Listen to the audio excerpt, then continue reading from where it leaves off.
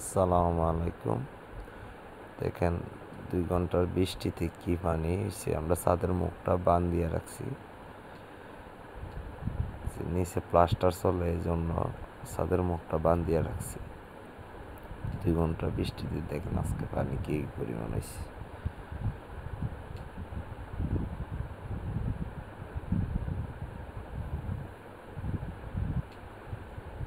ভালো বৃষ্টি পড়ছে।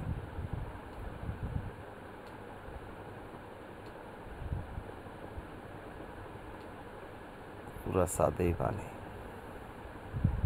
এদিক দিয়ে আমরা প্লাস্টার চলতেছে এই জন্য পানিগুলো বান দিয়ে রাখছি। এখনো পাইপ ফিল্টারের কাজ করছে না, পানির লাইন করছে না এখনো। ছাদে এটা ৩ তলা হবে এই জন্য দোতলার প্লাস্টার চলতেছে। এই সাইডটা বাকি হয়েছে শুধু প্লাস্টার।